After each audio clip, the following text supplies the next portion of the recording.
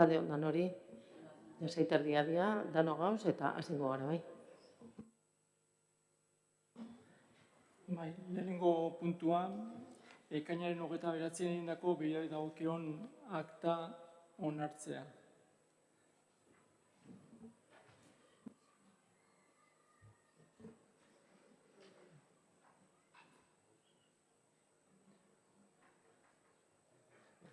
Aktaren aldeko botoak, aho batez. Bigarren puntua, zerbitzu publikoak eskaini eta jarduera administratiboak burutzeagatik tasak arautzen dituen ordenantza fiskala aldatzearen hasierako onarpena Q epigrafea. Antolakuntza batzordeak honako proposamena egiten dio Udalbatzarreko osoko bilkurari ondoko akordioak hartzeko. Lehenengoa, Q epigrafea gehitzea, zerbitzu publikoak eskaini eta jarduera administratiboak burutzeagatik, tasak arautzen dituen ordenantza fiskalen hitzez hitz. 0727 Q epigrafea Goibarko udaleko eta haren organismo autonomoetako langile izateko hautapen probetan parte hartu nahi dutenei eman beharreko zerbitzuagatik tasa. Pertsona eta hartzen duten plaza bakoitzeko 20 euroko kuota ordaindu beharko du. Barne sustapeneko txandari dagozkion hautapen probak ez daude zergapeko egitatearen barruan. Eskatzaileak 133ko desgaitasuna erondiagona dutela egiaztatzen badute, tasaren 100% obaria izango dute. Bigarrena, hau guztia 30 egunez jende horrean jartzea proposatu da, izan daitezkeen erreklamazio erogarrak aurkezteko. Era berean, aipaturiko epea igarotakoan erreklamaziorik erogarrik aurkezten ez baldin bada, aldaketa horiek behin betiko bihurtuko dira.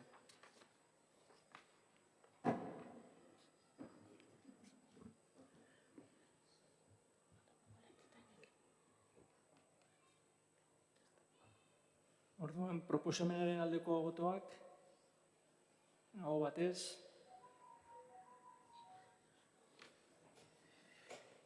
Hirugarrena, eskontza zibila baimentzeko eskuordetzari buruz alkatetzak egindiko ebazpen berri ematea.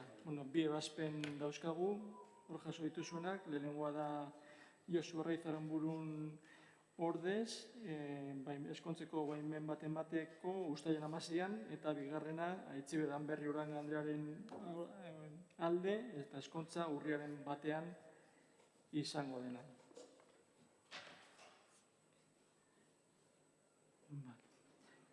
Laugarren puntuan daukagu Melillako esioen inguruan 2022ko ekain 24 eta 5ko goizaldean gertatutako sarraski salatzeko aurkeztutako mozioa.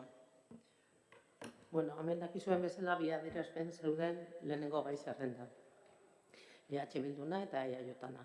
Orduan, EH Bilduk erretira hoitzen dago eta legebiltzarrean onartu zana hiru alderdien partetikan Elkarrekin Podemosek eta EH Bilduk aurkeztutako beste idatzi bada, eta Ariana Nogalesek, sozialistek nahi dute beste mozio bat aurkeztea. Beste mozio bat, ero beste adierazpen bat aurkeztea. Orduan, guk erretiratuko dugu guria ere bai, gure alderdizak hemen gai zerrendan zeukena, Arianak irakurriko du bere idatzia, gero irakurriko da Aitziberrek berak aurkeztu du eta beste adierazpena eta bozkatu ingo ditugu bisak.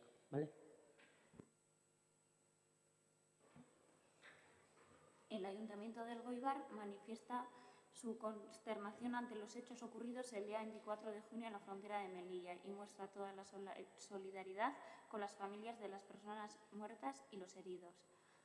El Ayuntamiento del Goibar insta al Gobierno de España a que, en el seno de la Unión Europea y con el concurso de los países del norte de África, a que continúen con el proceso de diálogo que culmine en la definición de una política migratoria que, mediante vías legales y seguras, que no pongan en riesgo los derechos humanos de las personas migrantes.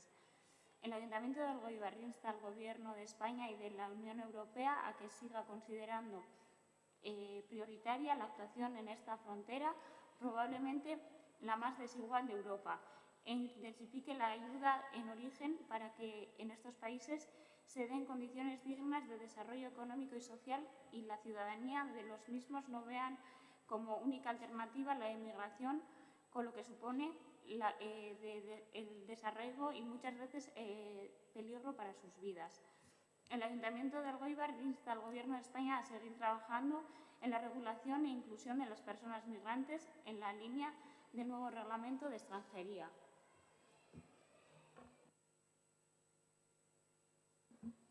Aitziber, zuria da hitza. Joan den ekainaren 25ean, Espainiako estatuko hegoaldeko mugaren historiako hondamendi humanitario larrienetako batik bizi izan zen, gutxienez 37 pertsona hil dira, GKR-en arabera eta dozenaka zauritu Melillara iristen saiatzean indarkeri irudi basatiekin, beroan itzulketekin eta migrazio agintarien aldetik giza eskubideen urraketa larriekin. Testu inguru honetan, Espainiako presidenteak adierazpen onartezinak egin zituen egindako jarduerak ulertu eta babestuz, eta Espainiako eta Marokoko segurtasun kidegoek egoera ondo konpondu zutela adierazi zuten. Horiek horrela gaur agertutako taldeko honako hau aurkezten dugu. Gure atsekabea eta salaketa irmoa adierazten dugu joan den ekainean 25ean Melillako mugan gertatutakoagatik, eta elkartasun osoa adierazten diegu poliziaren jardun basatiaren ondorioz hildako edo zauritutako Saharaz hegoaldeko pertsonen familiei. Ikerketa berehala eta independientea eskatzen dugu, gertakariak argitzeko, erantzunkizunak garbitu eta biktimen erreparaziorako neurriak ezartzeko. Hildakoen gorpuak berreskuratzea, identifikatzea eta jatorrizko herrialdetara aberriratzea eskatzen dugu familien nahiak errespetatuz. Adierazi nahi dugu, halaber, erabat gaitzesten dugula migrazioaren eta asiloaren arloan Europak eta Espainia gaur egun dituzten politikak, mugak militatzeari eta kanpora ateratzeari buruzkoak. Eskatzen dugu legezko bide seguruak ezartzea, migratzaile guztien duintasuna eta giza eskubidekiko errespetua bermatzeko. Gure ustez, Europar Batasunak migrazio politika koherente eta bateratua ezarri behar du, eta asilo eta babes politika giza eskubideen errespetuan oinarritua. Mugetara iristen diren migratzaileen erantzunkizunak eta kudeaketak Europar Batasuneko kideen artean komuna, arduratsua eta solidarioa izan behar duela uste dugu. Azkenik, agertutako taldeok berretxe egiten dugu giza eskubideetan oinarritutako migrazio politikak bultzatzea. Eskuin muturreko ideologik bultzatutako diskurtso xenofoben eta praktika autoritarioen aurrean.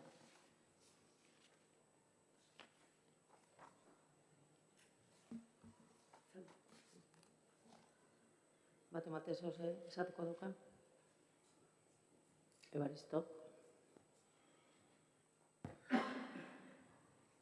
Bueno, hay dos declaraciones aquí que es importante matizar. En principio, hay que ver que desde Turquía, desde el invierno y verano, siempre están muriendo inmigrantes allí.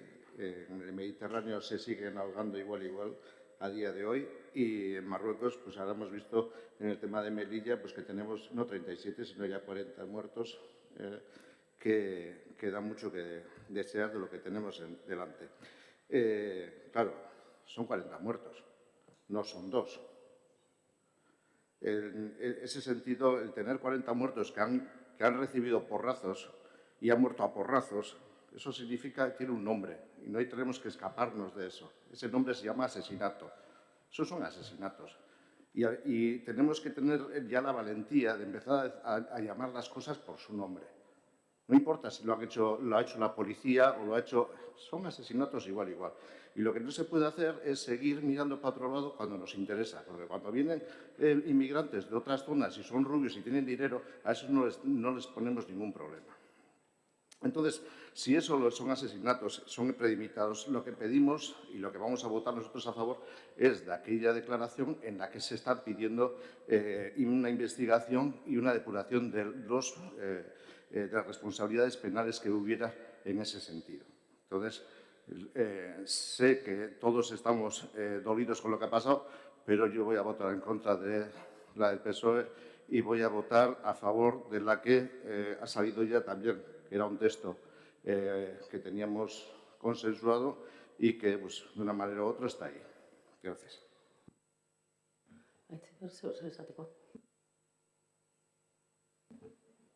Ariana.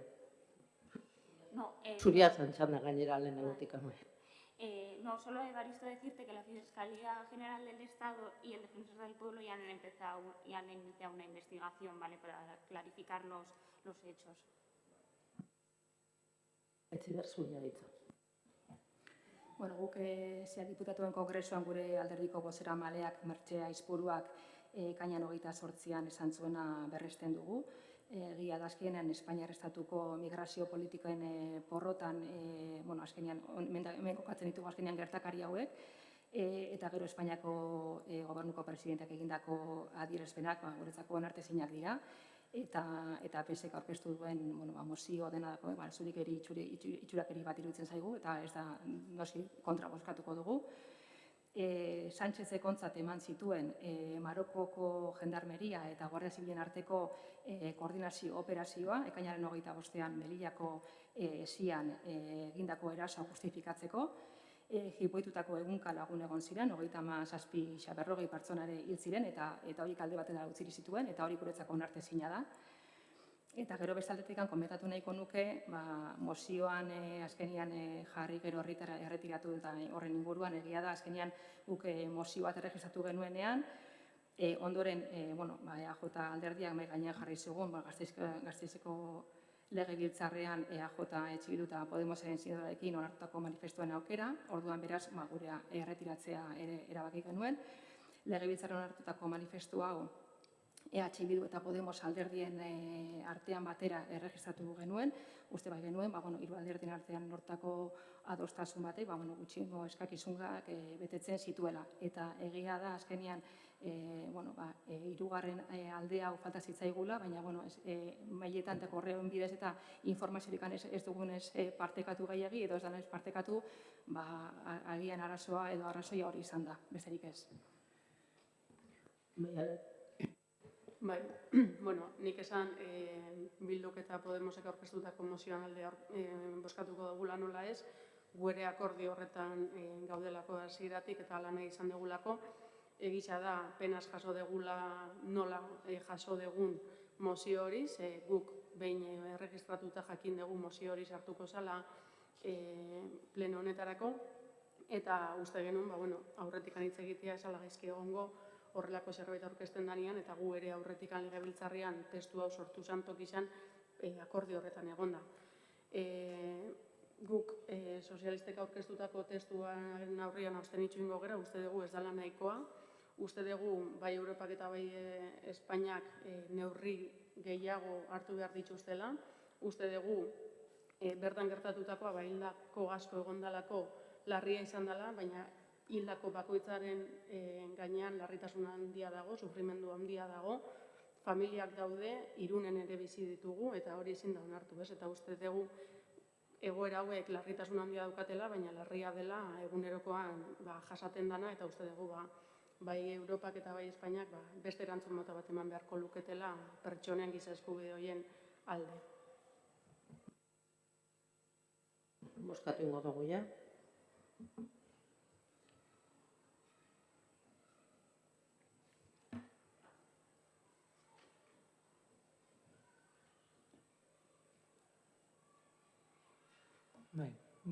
PSek aurkeztutako mozioaren aldeko botoak.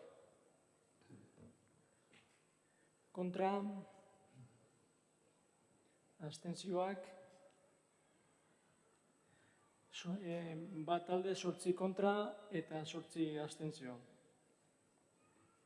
Eta oin EH Bilduk eta Podemosek aurkeztutako mozioaren aldeko botoak.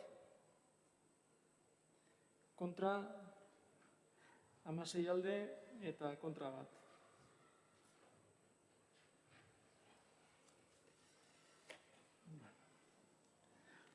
Bosgarren puntua zela erretiratu dan, 6. ungo gineke, hau da, Osakidetzako ambulantegien itxieraren aurkako eta osasun sistema publikoa indartzea eskatzeko EH Bilduk aurkeztutako mozioa. Hemen ere bi daude, orduan irakurriko ditugu bisak, eta gero eukiko dugu defensa bi buelta asko jota, eta bozkatu ingo ditugu, bisak. Etziber zuria hitza bai. Osasun sistema publikoan, Osakidetzan gertatzen ari dena ez da berria. Azken urteotan, Eusko Jaurlaritzak hartutako erabakien ondorio da. Elgoibarren kasuan, pakaren itxiera pandemia baino lehen gertatu zen 2011an hasitako murrizketa politikan sakonduz. Osasun etxeetan izugarrizko profesional gabezia dago, eta ondorioz profesional batek gainerakoen agendak bete behar izaten ditu edo egunerokortasunean 45 kontsulta izaten ditu. Egoera horretan ezinezkoa da pazientei kalitatezko arreta bermatzea. Gure eskualdea osatzen duten herrietako osasun zentroetako zerbitzuak ere betidanik zituzten zerbitzuak murrizten ari dira. Ondorioz, kontsulta presentzialak lotzea gero eta zailagoa izaten da eta atzerapenak nabarmen areagotu dira. Adinekoen eta gaixotasun kronikoen jarraipenerako gero eta zailtasun handiagoak daude eta ikusten ari gara osasun sustapena bertan behera geratzeaz gain ez dela behar bezala garatu. Hau guztia ez da pandemiaren errua, ez zen pandemiarekin hasi, murrizketak eta osasun sistema publikoa pribatuaren mesedetan ahultzeko estrategia aspaldiko kontuak dira, osasun sistema publikoan eman diren atzera pausoak gero eta nabarmenagoak izan dira, bereziki 2018tik gaur daino, eta guztionen ondorioak herritarrek, pazienteek jasaten dituzte, are gehiago herri txikietan. Pandemian denok ikusi dugu zein garrantzitsua den kalitatezko lehen mailako arreta izatea, baina sistema hori indartu beharrean Jaurlaritza kontrakoa egiten ari da. Herri txikietan medikura joateko beste herri edo hiri batera joan beharko dute, hori ez da aldaketa kultural bat, oinarrizko eskubide baten aurkako eraso bat baizik. Pertsona guztiok kalitatezko arreta sanitario publikoa jasotzeko eskubidea dugulako eta hori da orain arriskuan dagoena. Hori dela eta Elgoibarko udaleko udalbatzak Eusko Jaurlaritzari eskatzen dio urte osoan zehar udasasoian barne herri hontako osasun sistema publikoak eskaintzen dituen zerbitzuak bermatu ditzala, bajak eta oporraldiak estaliz, Elgoibarko osasun zentroan 2011an erreferentzia gisa genituen zerbitzuak eta ordutegiak berreskuratuz. Eusko Jaurlaritzari eskatzen dio lehentasunez mediku egoiliarren kontratazio eredua aldatu dezala, kontratu egonkorrak eta lehen arretan euren garapen profesionalerako ibilbidea ahalbidetuko dutenak bermatuz. Halaber, gainerako osasun profesionalen kontratazio baldintzak hobetzeko xedearekin aztertzea Osakidetzan kontratazio irizpideak aldatzea, beti ere egonkortasuna eta garapen profesionala sustatuz, horrela Osakidetza erakargarriago bilakatzeko eta indartzeko. Eusko Jaurlaritzari eskatzen dio lehen arretako eskaintzen duten mediku, erizain eta gainerako osasun profesional kopurua handitu dezala. Disiplina anitzeko lantaldeak sortuz, non beste profil profesional batzuk txertatuko diren, hala nola geriatrak edo fisioterapeutak. Eskerrik asko Itziber, itzaliko duzu mikrofona mesedez. Maialen, zuri da hitza. Osasun sistema publikoa indartzeko mozioa. Elgoibarko udalak eskatzen dio osasun sailari herrialde honetako osasun sistema publikoak urte osoan eskaintzen duen laguntza berma dezala baita udaldian ere. Elgoibarko udalak eskatzen dio osasun sailari urtero eskain dezala egiaztatutako prestakuntza eskaintza guztia. Datozen urteetan profesionalen eta Osakidetzako profesionalen arteko belaunaldi txandari erantzun ahal izateko. Era berean, osasun sailari eskatzen dio prestakuntza amaitzean kalitatezko enpleguaren aldeko apustuaren parametroen barruan lan kontratu bat eskain diezaiela Euskadiko osasun arretako sistema indartzen jarraitzeko beharrezkoak diren pertsona guztiei. Elgoibarko udalak osasun sailari eskatzen dio Osakidetzako plantilla berritzeko, egonkortzeko eta beharrezkoa den neurrian handitzeko politikarekin jarraitzeko. 12. legegintzaldiko gobernu programako konpromisoak betetzeko. Eta hilda horretan, lehen mailako arretari dagokionez, plaza hutsen eskaintzari eusteko eta zabaltzeko, estaldura indartzeko. Era berean, lehen mailako arreta estrategian, fisioterapia, farmazia komunitarioa aurreikusitako profil profesional berriak implementatzen jarraituko du, osasunaren zaintza integrala hobetzeko apustuan. Elgoibarko udalak osasun sailari eskatzen dio amaitu ditzala jada onartuta eta deituta dauden lan deialdi publikoen prozesuak. Plantillen jarraitutasuna eta egonkortasuna bermatzeko eta aldi berean lanean jarri dezala hurrengo urteko langileen eskaintzak prestakuntzak eta deialdiak onartzeko, behin-behinekotasuna murrizteko eta enplegu egonkor eta kalitatezkoari laguntzeko konpromisoarekin. Ariana, zeus esateko?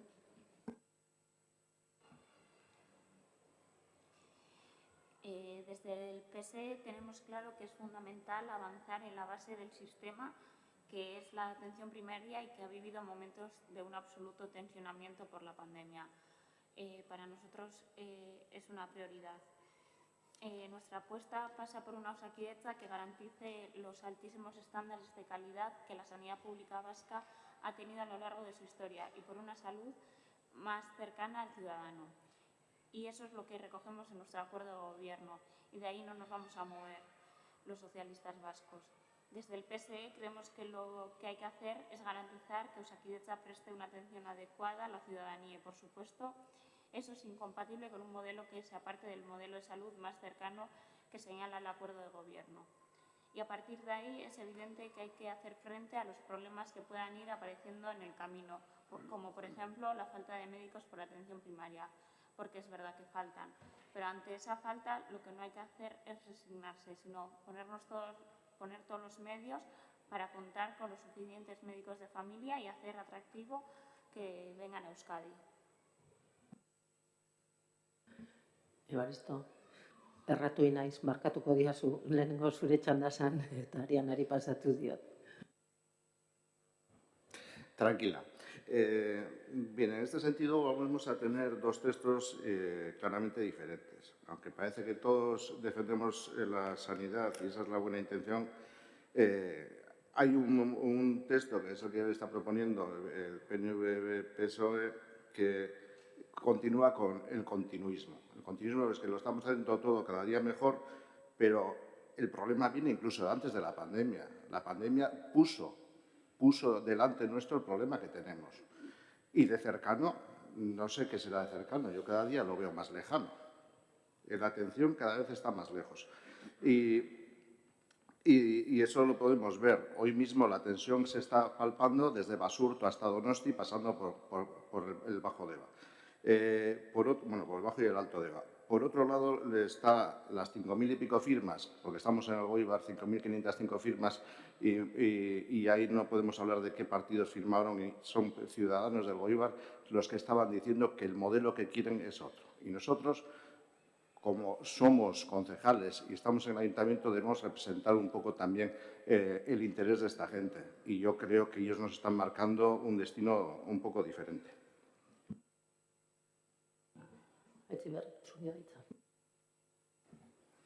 Badakigu osasun sistemaren kudeaketa Eusko Jaurlaritzaren eskumena dela, baina oinarrizko zerbitzu honen desegitearen aurrean egin nahi den zuriketa ahalegina guretzat ez da onargarria. Osakidetzaren plangintza ESI sistemara pasatu zenetikan, lehen mailako arreta zentroetako azkenean inbertsio ekonomikoak desagertzen joan dira, ondorioz lan baldintzak ere prekarizatu dira, ez dago antolamendu irizpiderik, ez da osasun estrategiarik ere ez, eta zentro hauek beste zentro espezializatuagokin daukaten menpekotasuna nabaria da eta oso handia kasu batzutan. Medikuntzako fakultatetik ateratzen diren profesionalak azkenean batez ere familia medikoan espezialitatea hartzen duten horiek, Euskal Autonomia Erkidegotik lan egitera edo bere formazioa bukatzera joaten nahiago dute, Osakidetzak eskaintzen dizkieten baldintza prekarioak direlako. Aldi baterako kontratuaz gain, gero egia da, zentro ezberdinetatik pasatu behar direla, eta horrek odisea luze bat suposatzen du, beraz normala da azkenean gazte hori beste espezialitate batzuk aukeratzea. Egoera hau ez da oraingoa, eta noski ez da pandemiak ere eragindakoa, baizik eta aurretik datorren zerbait da. Osasun saila pasatu da, esatea mediku gehiegi zeudela, eta igadura justo kontrakoa esatera. Azkenean, urte gutxiren buruan, ez dagoela medikurik ganez. Gero, batzuketan izaten dute egotzi azkenean, osasun sistema publikoan edukan egoera, langile faltari edo pandemiari, eta baieztapen hauen atzean, argi dago, osasun sistema publikoa eta bereziki lehen arreta zerbitzua ez dela behar bezala sustatu, eta agerian gelditzen ere bai, badagoela intereseko estrategia bat ere bai, lehen arreta maila hori, zerbitzu hori, gutxiengo zerbitzu bezala mantentzeko, herritarrak medikuntza pribatuan alternatibak bilatzera bideratzen diren bitartean. Eta adibidez Eusko Jaurlaritzak mutualekin egindako hitzarmena, gure ustez bide horretatik handi joa. Elgoibarko zentroaren kasuan, larrialdi ortegin zerbitzua 2011an hasi zen lehenengo murrizketa, ondoren 2019an etorri zen zerbitzu horren, PAK horren itxiera. Ez da kasu bakarra izan, zeren eta Eibar, Ermu, Mutriku, Soraluze, Deban ere itxi egin dituzte. Eta 2020an aurkeztutako mozioan, EAJ eta PSek gobernu taldeak eragina itxi, gure osasun zentroa bortze dakarte ordutegi horren murrizketa azkenean pandemiari eta udarak sortutako egoeragatikan zela justifikatzen saiatu ziren arren, ez duten egia esan, egia da azkenean zerbitzu hori ez dugula lortu berreskuratzea eta hondikan ere okerragora goaz, ez? Larrialdiak 130 gehitu dira Debabarreneko PAK edo etengabeko arreta guneak itxi direnetikan, eta badakigu udara hontan Debabarrenako osasun zentroetako langileen bajak ez direla beteko. Elgoibarko osasun zentroaren kasuan, lehen dikan genozkan arazoi gehituz, gaixo kronikoen azterketak bertan bera utzi dira, uztailetik hasi eta iraian bukaera arte. 2 urtetik gorako aurren errebisioak edo medikuntza azterketak ere bai, bertan bera utzi dira, udazkenera arte. Zer gertatzen da, pediatrak adibidez, beste herri baten konsulta pasatu behar duenean, ez dauka ordezkorik. Gero medikuen kasuan ere bai, azkenean, hauek agenda bikoitza erabiltzen dute beraik lan egiteko, eta horrek esan nahi du, beraien agendaz gain, bere lankide baten beste agendaren zati bat ere bere gain hartu behar dutela, ez? Eta, gure ustez horrela ez dago Elgoibarko herritarren kalitate asistentziala ez dago bermatuta. Satxe sindikatuak ere bai, ohartarazi zigun duela gutxi, ez, udara hontarako 1000 gutxiago izango genituela gure ospitaletan, eta, azkenean Eibarko Torrekuan ospitalean gertu den bezala, unitate oso bat itxi dute, ez?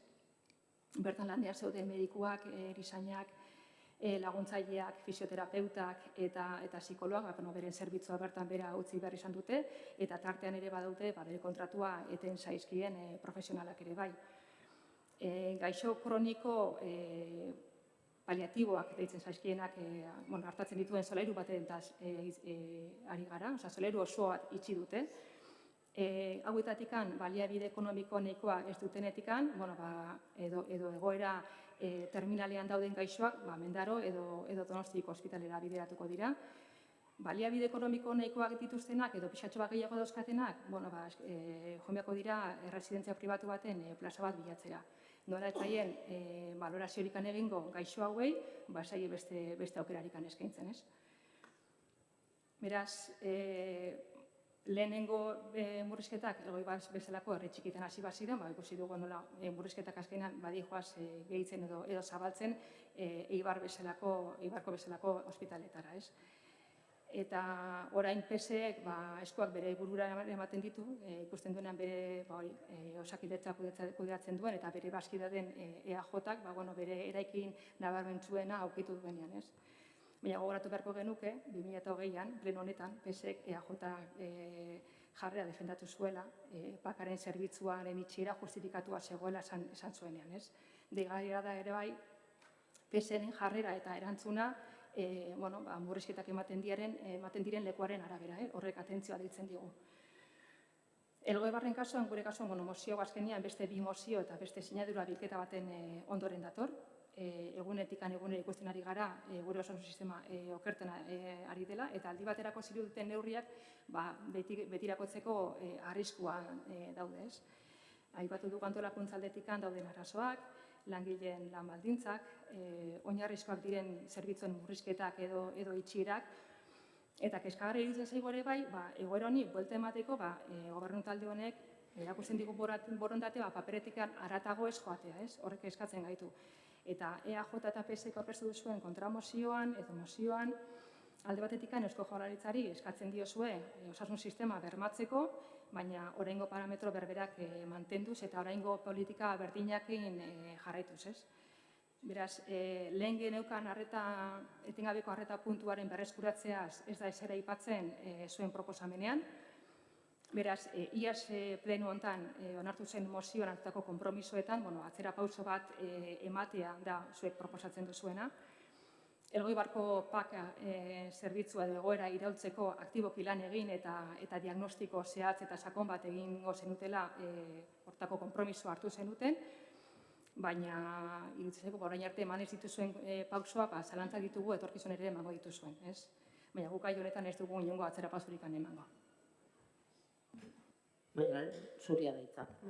Bueno, egia da eta ez dut bat egiten Ebaristok esan duanakin guk dana ondo dauala eta horrela jarraitu behar dela esaten duanean, ez da hola. Eta nik gaurko ere nire hasiera horrela hasi nahi nuen, nik uste egoera ez dela bat ere erreza, eta egoera honi buelta ematea ez dela bat ere erreza.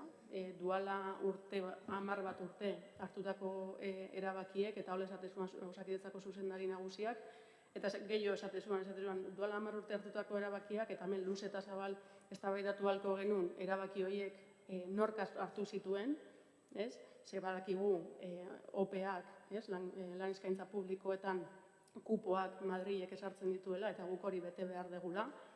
Zenbait alderdi hori aiztu egiten zaizue horretaz hitz egitean, nahiago dezue gobernuan dagoen EAJ-ari jipoitu, benetan gaia hitz egitea, baina hori beste eztabaida bat da, eta herri ikuspegiarekin lan egitea edo ez beste eztabaida bat dela pentsatzen dut. Baina ez dugu inolaz ere jarrera horrekin abiatuko gaurko eztabaida, guk ez dugu uste egoera ona denik eta horrela jarraitu behar denik, baina ez du uste osasun sailak berak ere ez.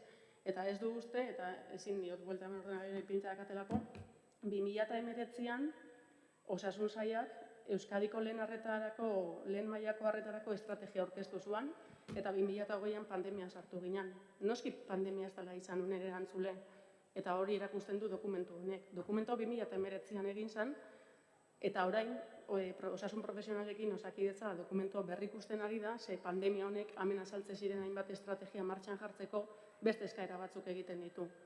Eta estrategia hori osasun profesionaltaz gain, eudelek ere bai, danok bertan gaudela lantzen da gai bat bada.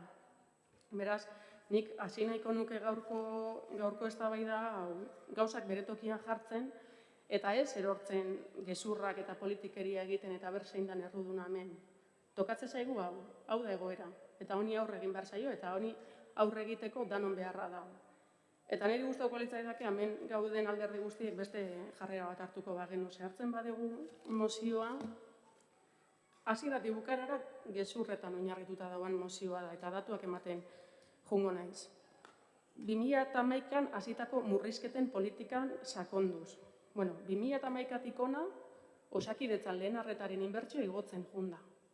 Murrizketarik ez da egon. Beste gauza bada, 2011tik hona, bai erronka demografikoak, eta bai, eta hori hola esaten dute osasun profesionalek, dauzkagun gaixotasun kronikoak eta pluripatologikoak handitzu indiala, eta gure gizartean beharrak beste batzuk diala, eta osasun zerbitzuak hori erantzuten jakin behar duala.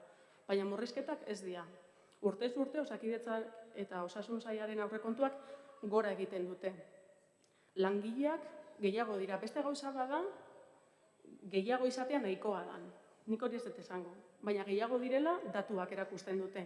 Eta datu horiek EH Bilduk badauzka. Eta datu horiek behin eta berriro osasun sailak ekartzen ditu, eramaten ditu legebiltzarrera. Beraz, datuak dira. Eta gehiago esango dut, badao, la Federación de Asociaciones de la Salud Pública de España argitaratu du duela hilabete batzuk eta txosten hori irakurtzeak merezi du. Osakidetza eta osasun saila Euskadiko erkidegoa da, pandemia eta gero, hobetoen erantzuten jakin duen komunitatea. Eta ez dut uste, federazio horrek Euskadikin zerikusi handiri daukanik eta interes berezi daukanik horrela hitz egiteaz. Baina datuak hartuta hori esan du txosten horrek. Beraz, hemen azaltzen dian horiek ezin dia holakoak izan edo bestela akabo beste batzuk nola dauden. Kontsulta egunerokotasunean profesional batek 45 kontsulta egin behar baditu. Datuak duala hilabete inguru legebiltzarrera ekarri zian. Asteko batazbesteko datuak. Maximo aste baten 43, baina batazbestekoa da 28. Pediatriaren kasuan maximo 33 eta batazbestekoa da 18. Geriatrian maximo 22 eta batazbestekoa da 14. 45 horiek ez dakigu nondik ateratzen dituen EH Bilduk. Eta guzti hori esan da, berriro errepikatuko dut. Egoera zaila da, eta egoera honi aurre egin behar zaio. Eta egoera honi aurre egitea tokatzen zaio osasun sailari, Eusko Jaurlaritzari eta Osakidetzari. Hori ukaezina da. Baina honetan oinarrituta ezingo ez da aurre egin, ze hau ez da egia. Eta hori ezin da horrela onartu. Hitz egin da baita ere, Euskadiko osasun profesionalari emate zaien lan kalitatearen inguruan, eta hori hobetu egin behar dela. Datuak dira. Mirra ikasten ari dian 60%, Euskalduna da, eta 40% beste komunitate batzutatik, edo Europatik edo etorritako pertsona dira. Horiek guztietatik 80% Euskadin gelditzen da. Baldintza prekarioetan gelditzen badia, Sebastia beste toki batera juten, hobiak baldia baldintzak. Osea, gelditzen dira, hemen bizi dianak, baino 20% gehixo. Esan zuan, ez dakit, lehen arretako zuzendarixak legebiltzarrean esan zuen, toda persona que quiera trabajar en Osakidetza tiene las puertas abiertas. Y el contrato de primer año después del MIR es de 3.000 euros al mes con contrato de larga duración. Eso es lo que se les ofrece. Eta gehiago esango dut, osasun sailetik, Osakidetzatik juten dira, mirra ikasten ari dian eskoletara, ze hau da beste arazoetako bat, eta inok ez hitz egiten honetaz. Baina lehen arreta prestigiatu egin behar da, eta ez dut uste, hemen esaten dian gizurrek horretan laguntzen dutenik. Lehen arreta prestigioa behar du, badao, barrenen azaldu da familia mediku baten elkarrizketa. Eta horretaz hitz egiten du. Eta esaten du, prestigioa behar du. Ze, medikuntza ikasten egeranen gehiengoak ez du hori nahi. Eta horren alde lanin behar da. Eta Osakidetza joaten da, gela horietara, eskaintzera lehen arretako zerbitzuan, kalitatezko kontratuak. Eta gehiago esango dut, duala, hilabete inguru izan zen ere bai, Salamankako Komisiones Obrerasek salatze zuan profesionalak Euskadira etortzen ari ziela lanera, Salamankak ez zituelako betetzen Euskadik emate zituen lan baldintzak. Deigarriare bada, hemen gaizki bizi bagera, segatik etorri nahiko dute beste toki batetik, ez? Eta nik uste, datuak emanda eta guztionetaz hitz egin da, guk aiztu inzete esatea, baina guk oso argi daukagu Elgoibarren osasun kalitate onena bermatzean alde lan itzen degula. Uste dugu, zuek horrelako mozio bat ekartzen dezuen bakoitzean ez degula hori berriroren mai gainera ekarri behar. Uste dugu, zuek ona ekarrita guk bere egunean esandakoak ez degula errepikatu behar, oso argi dagoela horren alde lan egiten degula, oso argi daukat alkateak berak lan asko egiten duela osasun sailarekin hartuan lanean egoten dela eta lan itzen duela, baina ere bai errealitateaz konstiente gerala eta badakigula zein dain zailtasuna, ez? Eta barrenen egitezan elkarrizketa horretan ere hori azaltze zen profesionalak berak esate zuan. Ze kritikoak izatea ona da, kritikoak izanin behar gera. Eta gauzak espadaude ondo horretaz hitz egin behar dugu, baina daukagun egoera da, gustatu edo ez gustatu. Eta hortik abiatu behar gera. Eta daukagun errealitatea oso zaila da. Eta horri aurre egitea zaila da. Guk lanian jarraitzuko degula, ez eduki inongo zalantzarik.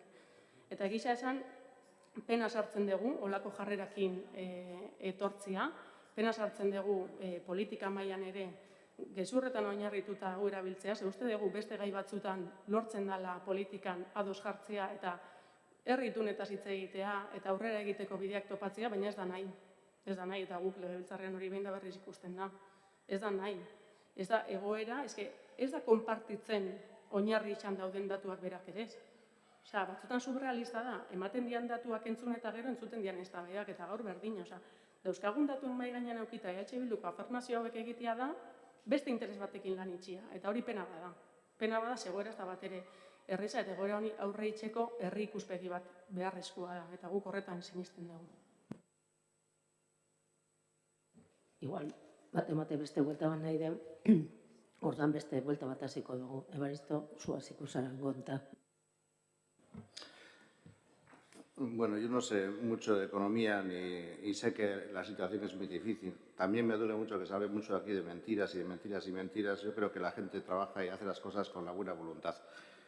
Voy a decir un dato, es muy sencillo. Cuando estoy hablando de servicios y de cercanía, estoy hablando de lo que hemos perdido. Yo no conozco a mi médico de cabecera.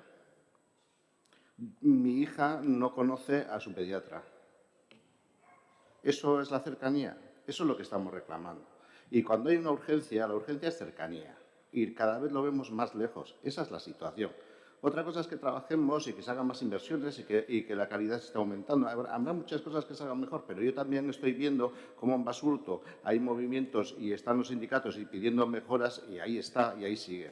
Vemos temas en Donosti, estamos viendo el tema del oncológico que ha pasado, vamos a estar viendo ahora lo de Bilbao, de Basurto, con el tema de, creo que también es del corazón, algún tema también que se está cerrando, estamos viendo lo de Eibar, o sea, ¿hay una situación difícil? Sí. ¿Hay dificultades? Por supuesto que hay dificultades, pero no creo que estemos años hablando de que la situación es difícil, es difícil, es difícil, es difícil y no estemos avanzando. Ariana, zuz esateko, baitzi berra orduan. Bueno, gogoratu behar dugu iaz 5.500 bizilagunek sinatu zutela Elgoibarko arreta larrialdi puntua zerbitzua berreskuratzeko, hortan, bide horretan pausoak emateko eskatu segikuten. Herritar hauek ez daude gezurretan eta berein errealitatea ez da gezurretazkoa, baizik eta errealitate gordina hori da. Beraz hori zalantzan jartzea zaigu zilegi iruditzen, eta gainera datuak eman dituzu, nire zure datuetan sartuko, baina errealitatean gezurra gabiltzala esatea hori gehiagizu iruditzen zaigu. Hori alde batetik. Eta gero zuen lana da udala kudeatzea. Eta egoera txarra baldima da, ezin dezu gezurretan gabiltza edo errua gurea dela, zuek zabiltzate kudeaketan. Eta zuen funtzioa ezin da bukatu bakarrikan sinaturak hartu eta legebiltzarrera eramatea. Hori da bakarrikan zuen funtzioa. Baizik eta egoera honi buelta emateko eta udal honetan hartu diran konpromisoak horiek betetzea. Hori da zuen funtzioa. Eta gure ustez horren inguruan zer egin duzue? Ezer ez. 26 plataformak bilera bat eskatu zuen, udalea osatzen dutugun alderdi guztiekin egiteko, eta zuek ez zenuten bilera horiekin nahi izan. Gure osasun zentroaren egoera Gasteizko legebiltzarrera iritsi da, plataforma honek, 26 plataforma honek egindako agerraldi publiko baten bitartez, eta gai honek geldirik darama Gasteizko legebiltzarreko osasun batzordean ia urte erdi. Geldiri dago zuen alderdiak horrela nahi izan duelako. Elgoibarko gobernu taldean dagoen bozeramalea legebiltzarkide izandik, ez dakigu gai hau, bera saiatu den, gai hau osasun batzordean desblokeatzen.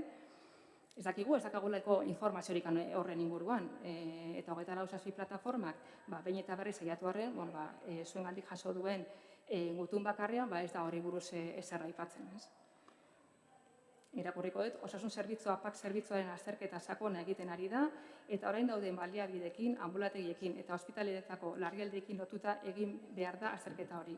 Gainean kontuan izan behar da, ez daudela bi anbulategi egoera berdinean, eta denak aztertzen ari garela.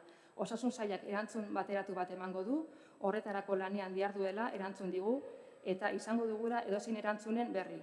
Argi utzi izan nahi da, osasun sailetik lehen arretak direla lehentasun garrantzitsuenetariko bat, eta bide horretan lan egiten ari da. Idatze honetan, gure PAK zerbitzua berreskuratzeko konpromisorik ez da aipatzen, eta ez da saltzen udal gobernu honek azaldu beharko lukeen jarrera aktiboa ere bai.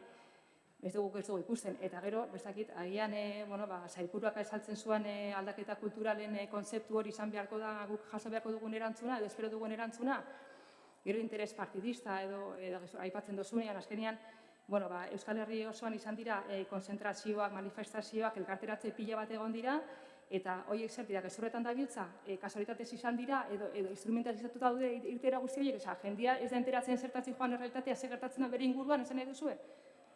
Edo ez daudela justifikatua ateraldi horiek, kalera ateraldi horiek, edo manifestazio, konzentrazio horiek nahi duzu esan?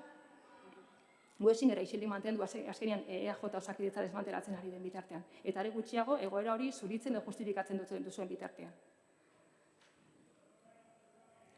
Bide batez, badakigu udalan Osakidetzaren kudeaketa, badakigu ez dela udalaren eskumen zuzena, badakigu.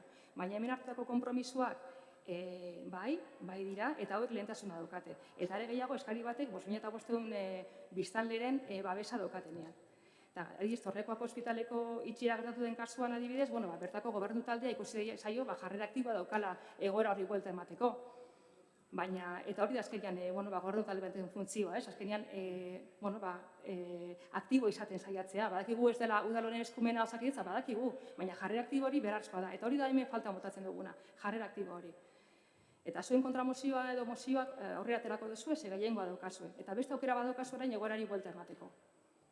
Espero dugu oraingoan gai hau kajoian ezartzea. Barkatu, baina kontramozioa ez da beste mozio bat sartu genduana.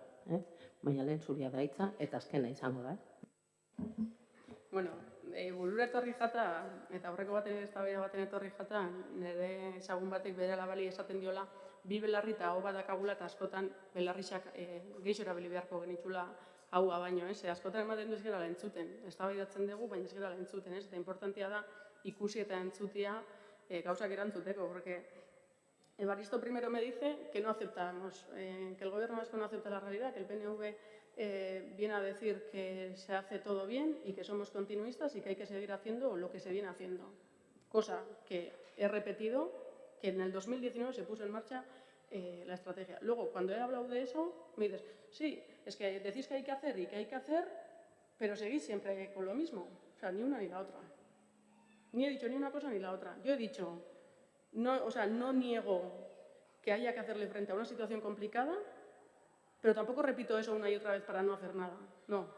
Creo que, y he hablado de que el gobierno vasco, Osakidetza, tiene una estrategia en marcha. Lo que me gustaría saber es, sobre esa estrategia, vuestros partidos, ¿qué piensan? ¿Qué propondrían esa estrategia? Esa estrategia tiene 7 líneas de actuación que hablan de reforzar la atención primaria, hablan de pediatría, hablan de mejorar la paratología, hablan de inversión, pero no se ha hecho referencia a eso.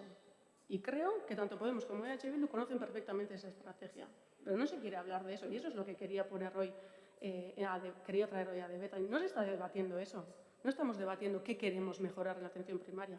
Queremos hablar de que hay recortes y privatización, y extender aquí un mantra y crear miedo. Porque yo no digo, eta inoiz ez nuke esango, kalera ateratzen da jendeak ez daukala justifikaziorik, sekulan ez diazue olakorik esaten entzungo. Beti egongo da justifikazio bat, eta gainera esan dut, jarrera kritiko bat eukitzea beharrezkoa dela bizitza honetan, eta iruditzen zait behar degula, bai gobernuan dagoena eta bai oposizioan dagoena, baina ezin dena egin da politika egiteko eta koloren arteko konfrontazioak bilatzeko edo zer gauza esan. Baina gure osasunaz hitz egiten danean eta zenbat mezu generalizatzen dianean eta zenbait alderdik interes batekin egiten dutenean hori eta hemen azaltzen dian datuak ez dira egia, eta hor erakusten da interes bat dagoela mezu bat orokortzeakin eta gure osasuna edozein pertsonarentzat daukagun garrantzitsuena izanik, normala da jendeak kalera urtetzea. Eta esaten dut, egoera ez da erresa, eta kudeatzea tokatzen saionari badauka lana. Badauka lana alde batetik politikoki guzti hau kudeatzeko eta bestetik gestioa bera martxan jartzeko. Luego dice Evaristo que la gente trabaja con buena voluntad, que cómo puedo decir que la gente miente. Ya, todo el mundo con buena voluntad, menos el gobierno vasco que solo quiere privatizar, es malo. O sea, a veces parece que el gobierno vasco, la consejera de turno, es una cosa efímera a la que podemos darle caña y todos los demás trabajamos con buena intención. Hombre, pues no creo yo. Ni una cosa mucho, ni la otra tampoco mucho. Habrá que buscar la gama de grises. O sea, aquí según por dónde se da nos duele más, ¿no? Eta gero, gure lana dela udala kudeatzea, por supuesto. Ez duki zalantzarik horretan gaude, baina hemen ekarri dian datuak orokorrak dira. Eta gero elgoi bartez hitz egiten da, eta guk elgoi bartez hitz egin genuen. Eta gure konpromisoakin jarraitzen dugu. Eta hor ematen da erantzun bat, baina gu lanian ari gera. Lanian ari gera osasun saiakin, behin eta berriz kontaktuan gaude, guk gure herrian kalitatezko osasun zerbitzu bat nahi dugulako. Eta horretan jarraituko dugu. Gero, eztabaida honetan ez, Ibarren ere gitxi egin da, eta ez, beti hitz egiten da zer dan itxi dana. Ospitale berriak zenbat urte dauzka, 3.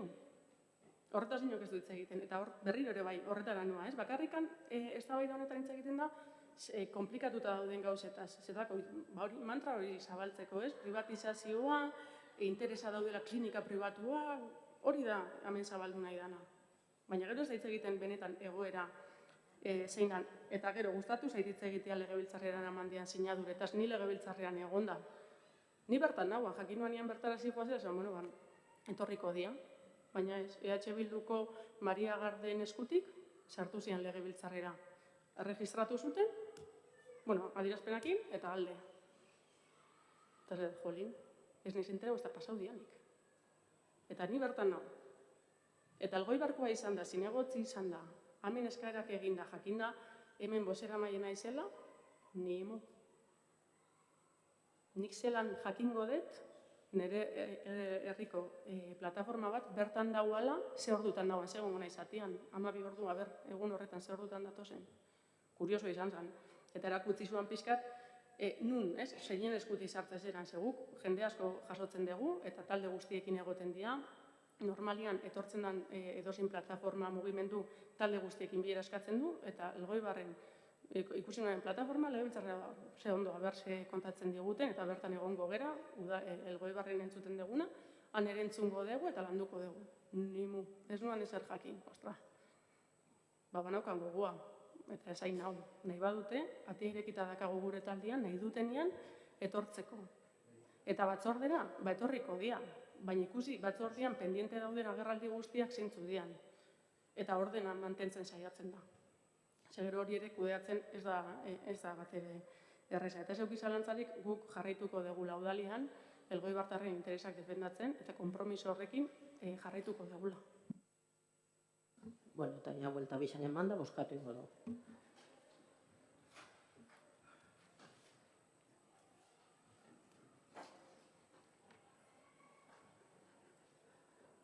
Orduan, EH Bilduk aurkeztutako mozioaren aldeko botoak, kontra, 8 alde eta 9 kontra. Eta orain, EAJak aurkeztutako mozioaren aldeko botoak, 9 kontra, 8. 9 alde eta 8 kontra.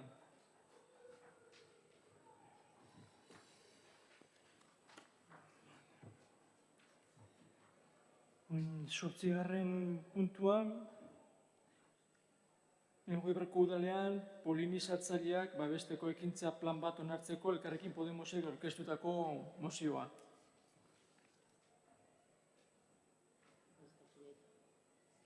Aquí hemos llegado a un acuerdo de trabajarlo en comisión, así que vamos a retirar la moción.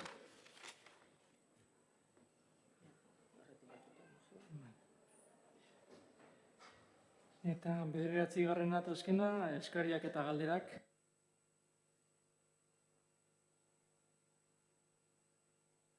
Bueno, ez bada eskari galderarikan. Plenoa bukatu bat oletan bezango dizuet ostiralian dauan dantzarixen folklore jaialdixan dau. Gonbidatu gaitxue jaialdira juteko, gabeko 10 izango da, baina betiko moduan 7 harrera ingo diogu dantzarixeri hemen plenoaretuan. Osea, eskertuko nizuek 7 orden gutxi hauetan ero hemen behian baldin bagauz, eta hola, harrera egokixen egiten badiegu, bintza dantzarixeri. Eta gaberako ere bai, ondi ere bai, animatzen bazerate, gabeko 10 esan digute, nahi duguna jutia ero abisatzeko, ze asientoen bagordeko digute, baina, handez aurretik jakinean baldin badauz. Orduan, gonbidatuta zaudete, dano gonbidatuta gaude, eta hori. Oporretan jungo zerate gainera, osak disfrutau, oporrak, jute zeratenok, ero oporra dazkazuenok. Eta San Bartolomietarako eta beste jaixetarako eta hori dana, lehenago esan bezala, egitaragoa eta bialduko dizuet, zeintzu edian instituzionala bintzat, udaletik komenidanak egotia, eta bestela neu ere hemen ziar biliko nez,